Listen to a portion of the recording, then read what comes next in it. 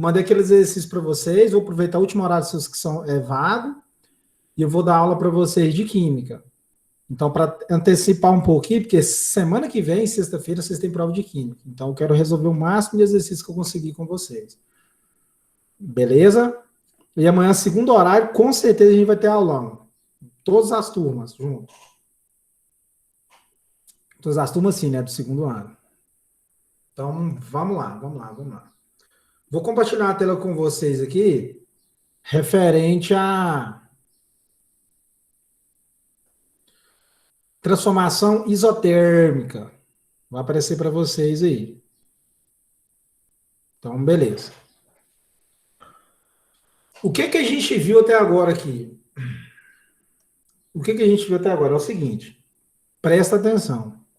O que é uma transformação isotérmica? Deixa eu fazer um negócio aqui primeiro, peraí.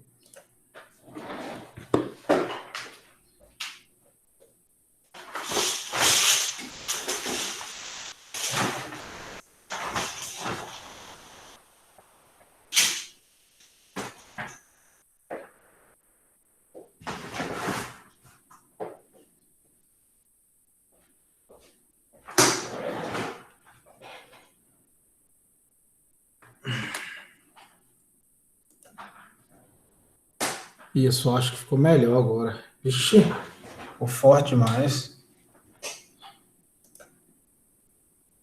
Eu acho que ficou um pouco melhor. Eu fechei ali, sabe?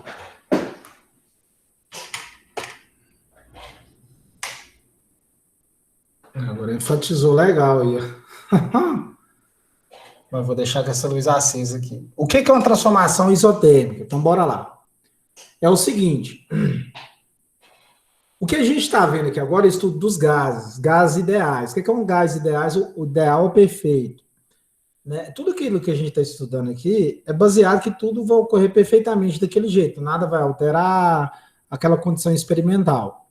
Então, o gás ideal é que ele vai conseguir reagir com todos os tipos de pressão, volume e temperatura na condição idealzinha ali, sem ocorrer nenhuma interferência no meio desse processo. Né? Aí, para eu pegar um gás, que é um estado físico acima do vapor, que eu já expliquei para vocês na aula anterior, eu posso alterar duas variáveis ou três. Que variáveis são essas? Volume, temperatura e pressão. E o que a gente fez na última aula foi avaliar uma transformação isotérmica. O que é uma transformação isotérmica? Uma transformação isotérmica, ela se baseia o seguinte, eu ter um gás e eu manter a temperatura dele constante e alterar só o volume e pressão. Como assim, professor? Eu vou ter um recipiente, aquele dia eu tinha uma seringa, hoje eu guardei ela, você volta na aula, você vai entender isso melhor. Você tem um recipiente e você tem um gás lá dentro. Quando você aumenta a pressão, quer dizer que você está fazendo o quê? Diminuindo o volume.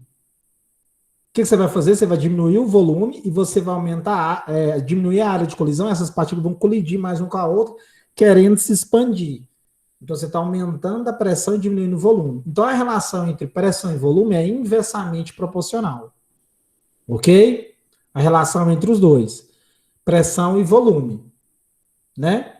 Isso é uma transformação isotérmica. Por quê? Você não mexeu com temperatura. Quando você aumenta o volume, o que você está fazendo? Você está diminuindo a pressão. Você diminui a pressão. As colisões das partículas vão ficar mais fracas, vamos pensar assim, com a parede e entre elas. Com a parede do quê? Do recipiente, seja um balão, seja uma vasilha fechada, seja o que seja. Beleza? Então é isso. E aqui a gente vai analisar alguns exercícios aqui. Então vamos lá, vou compartilhar de novo a tela aí com vocês. Então a gente tem aí, ó. Vai aparecer para vocês aí.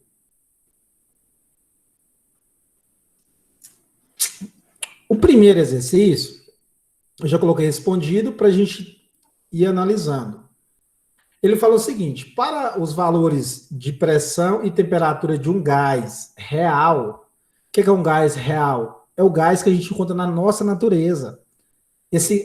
Quando a gente respira assim, ó, fazer igual um conhecido uma vez, né? Falou assim para ela, pega, respira, gente, vamos viver isso aqui e tal. Né? Aí o que acontece? Quando é um gás real, é o que? Gás nitrogênio, que é N2, que tem na atmosfera, gás oxigênio, O2, e assim por diante. São esses gases que a gente encontra na natureza. Beleza? E quando a gente está falando de um gás real, é isso. Né? Então presta atenção. Para que valores aproximados de pressão e temperatura de um gás real se aproxime de um gás ideal é aquele gás perfeito. Ele vai funcionar perfeitamente com as condições que eu quero. Para que valores aproximados de pressão e temperatura, eu só quero saber de pressão e temperatura, né? Um gás real se aproxima de um gás ideal. Né? Pesquisa o que é CNPT, para escrever sua resposta. Primeira coisa, para que um gás real se iguale a um gás ideal é aquele que a gente vai ficar trabalhando aqui, viu? Funcione perfeitamente nas condições que a gente quer, a pressão tem que ser 1 atm, tá aqui, ó. Professor, o que é pressão a 1 atm? É a nível do mar. Quando você está ali em Rio de Janeiro, São Paulo, está a nível do mar. Nós estamos acima aqui em Cristalina. Então, a nossa pressão é menor. Ok? Quanto mais próximo do nível do mar, a pressão é maior. E o volume tem que ser 22,4 litros. Como assim volume? É o volume que a gente considera que equivale a 1 mol daquele gás. Não sofre muito, não. Só tenta entender isso aqui. Ok? Conforme a gente vai praticando, a gente vai ficando bom no que a gente está fazendo. Beleza. Aí eu já pesquisei para você o que é CNPT, que é condições, aqui, ó, as condições normais de temperatura e pressão. A CNPT é isso. Na verdade, é CNTP no Brasil, sabe? Ela vai trabalhar diferente. CNTP, tá aqui, ó.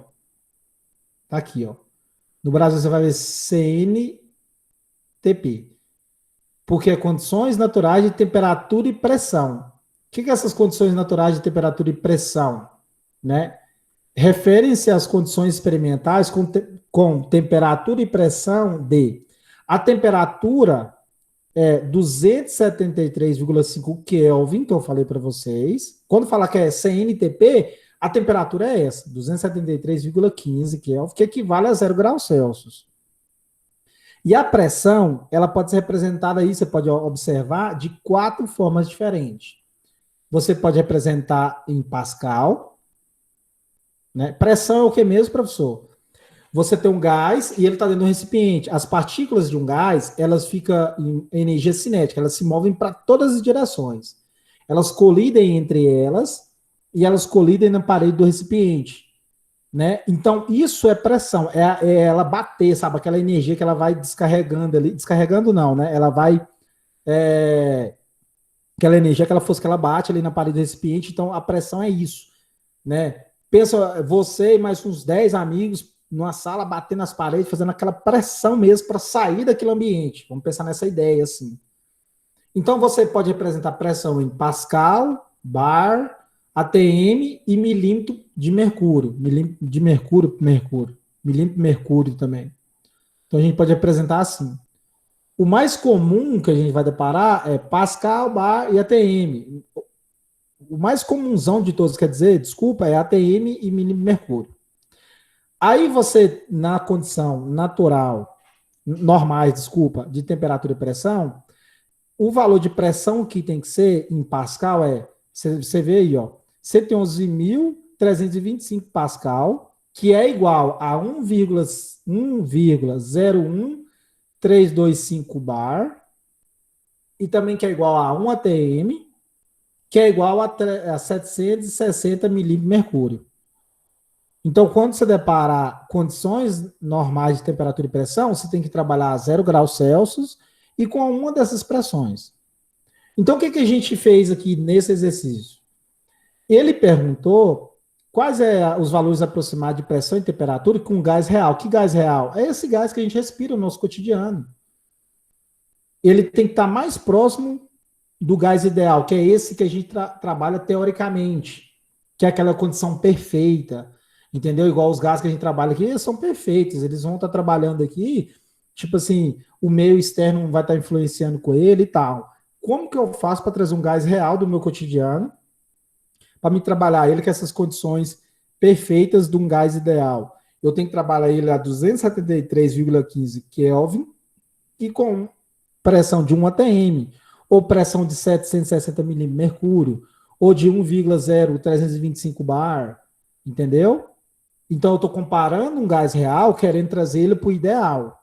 Como assim? Do nosso cotidiano, né, para uma teoria. Como que o gás do nosso cotidiano aproxima de um gás ideal, que é teoricamente perfeito. Ele tem que estar nessas condições aí, ok?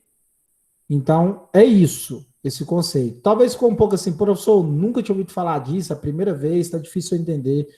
Não se preocupe, no sentido de, meu Deus, nunca vou entender. Vai sim, se você pegar, revisar, ok? Mas sempre a gente vai estar batendo nessa tecla, uma hora a engrenagem vai rodar. Mas você já tem que ter essas informações prévias aí, beleza? Pode ser uma questão de prova, viu? Essa questão respondida. Então vamos lá. Aí aqui a gente tem um outro exercício. Ele fala o seguinte: na transformação isotérmica, iso igual, térmica, temperatura. Então a temperatura é constante. Um gás ideal, que é esse gás teórico, que a gente trabalha, ele é perfeito, a densidade é diretamente ou inversamente proporcional à pressão. Justifique. Galera, o que é densidade? A densidade é o seguinte: vamos considerar, presta atenção, que você pegou dois quadradinhos de mesmo tamanho, tipo assim, 2 centímetros de altura, 2 de largura e 2 de comprimento. 2 por 2 por 2, de isopor e de chumbo. Pergunta clássica, pelo amor de Deus, respondem aí no chat ou no microfone. Pergunta clássica. Se eu tenho dois quadradinhos idênticos de tamanho, um de isopor, um de chumbo, qual que vai pesar mais? Responde para mim. O de chumbo ou de isopor? E aí? De chumbo? Isso é o de chumbo. Isso. Por quê? O chumbo, se a gente para analisar, as partículas que constituem esse bloquinho, elas estão mais próximas da outra, elas estão bem mais juntas, bem mais apertadas ali. Isso tem a ver com densidade. O do isopor, você tem as partículas? Tem sim. Só que elas estão bem mais espaçadas. Você tem o isopor, se você reparar ele bem, ele ainda tem uns furinhos. Às vezes, quando você quebra ele, ele tem um espaço entre uma pecinha de isopor e outra. Então, as partículas estão bem espaçadas. Densidade tem a ver com um agrupamento de moléculas ali, de átomos, naquela estrutura. Quanto mais próximo uma tiver da outra, mais denso vai ser. Então, no exercício aqui, ele fala o seguinte: a transformação isotérmica de um gás ideal, então você não mexe com temperatura, aí ele quer saber se a densidade é diretamente ou inversamente proporcional à pressão. Minha pergunta para você: você acha que é diretamente ou inversamente? O que é diretamente, professor? Quer dizer que se aumentar a pressão, a densidade aumenta. O que é inversamente, professor? Se eu aumentar a pressão, a densidade diminui. E aí, o que você acha? Você acha que a densidade é diretamente proporcional, né? Ou inversamente proporcional à pressão? Quando eu aumentar essa pressão aí, você acha que a densidade aumenta ou diminui? E aí? O que vocês me dizem? Aumenta. Que mais? Que mais? Eu quero opiniões, eu quero discussões, eu quero tudo aí.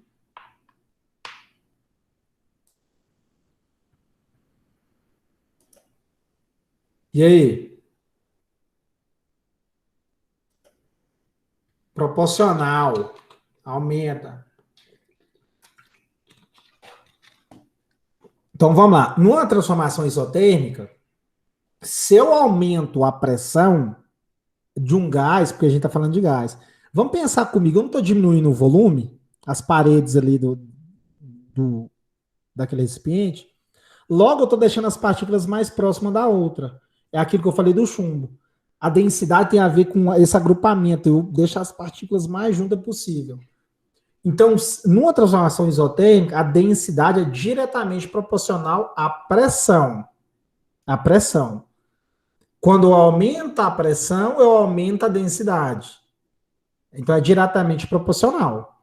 Agora, se eu comparar com volume, é inversamente proporcional. Se eu aumento o volume, a densidade diminui. Se eu diminuo o volume, a densidade aumenta. Né? Então, a densidade é diretamente proporcional, né? Vou colocar diretamente aqui, diretamente proporcional à pressão. Diretamente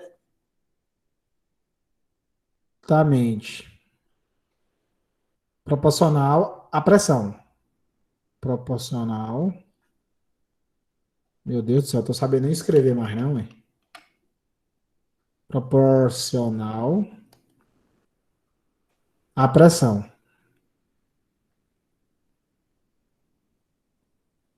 Beleza? Então agora eu sei disso. Numa transformação isotérmica. Respondido. Então vamos lá. Outro exercício. Como se justifica o aumento de pressão exercida por um gás quando o volume é diminuído, mantendo-se constante a temperatura? A gente continua falando de quem? Transformação isotérmica, a temperatura é constante. Você não mexe com temperatura, você está mexendo só com pressão e volume. Aí a pergunta que quer saber é o seguinte: como se justifica o aumento de pressão exercida por um gás quando o volume é diminuído? Ele quer saber o seguinte: como que eu explico que se eu diminuir no volume, a pressão aumenta? Ele quer saber isso. É o clássico, né? Perguntinha clássica dele aí. Cara, é muito fácil. Porque olha o seguinte, vamos imaginar que você tem uma caixa ali, ela tem um metro de altura, um metro de largura e um metro de comprimento. Um por um por um. Todos os lados tem 1 metro. Uma caixa bem quadrada, né? Quadradinho. Você tem um gás ali dentro. Se você diminui o tamanho desse gás, se você diminui o tamanho do recipiente, né, de 1 metro de altura para 50 centímetros, o gás não está ali dentro se agitando, as partículas de um gás não param, elas vão ficar ali totalmente agitando para um lado, para o outro, para um lado, para o outro. Se você diminui o volume, né, você diminui a superfície de contato e você aumenta a colisão das partículas. Se elas iam andar 1 metro para colidir com a parede, vamos falar assim, do recipiente, elas vão andar só 50 centímetros de um lugar para outro. Então elas vão bater muito mais rápido com a parede do recipiente e elas também vão ter um espaço menor entre elas. Então elas vão colidir muito mais rápido entre elas. Então a colisão vai ser maior. Quando você tem esse aumento de colisão na transformação isotérmica, aí, nesse caso que a gente está analisando, você tem uma pressão maior, porque as partículas estão colidindo muito mais uma com a outra. Então, diminuindo o volume, você aumenta o número de colisões entre partículas e também a parede do recipiente. Então, você aumenta a pressão.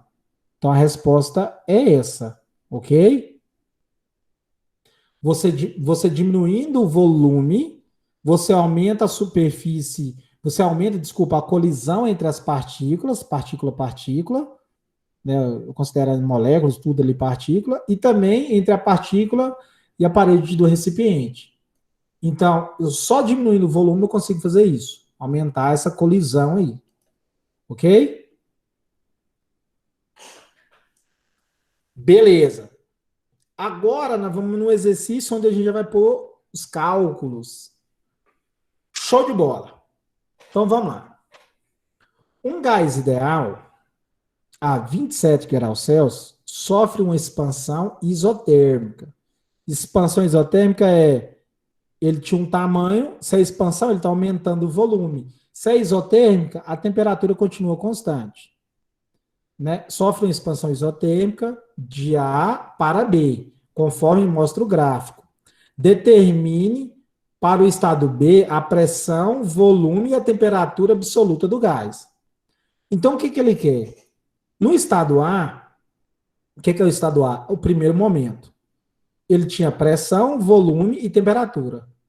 Quando eu aumentei, né, o volume, ele quer saber o tamanho desse volume, ele quer saber a pressão desse volume e ele quer saber a temperatura desse volume, desse gás, no estado B. Como é uma transformação isotérmica, a temperatura é a mesma. 27 graus Celsius vai continuar 27 graus Celsius. Ok? Agora, se a gente observar no gráfico, vamos analisar aqui agora juntos. Vou dar mais um zoom aqui. Deixa esse gráfico um pouco maior aqui para a gente estar analisando juntos. Deixa eu ver aqui. Eu acho que esse tamanho aqui ficou legal para a gente estar analisando. Cara, vamos analisar no estado A. O que é o estado A? Aqui, ó. Opa! Deixa eu diminuir a espessura dessa A. Se eu pegar para analisar aqui no gráfico, vou deixar assim mesmo. Diminuir um pouquinho. Se eu pegar para analisar aqui no gráfico, quando ele está no ponto A aqui, ó, vou grifar aí para vocês e presta atenção.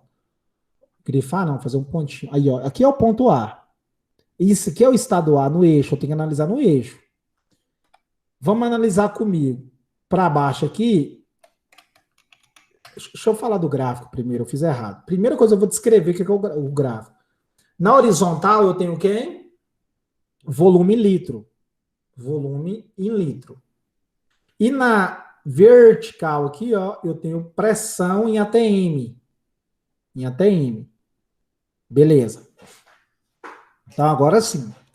Quando tiver em A, que é esse pontinho aqui, ó.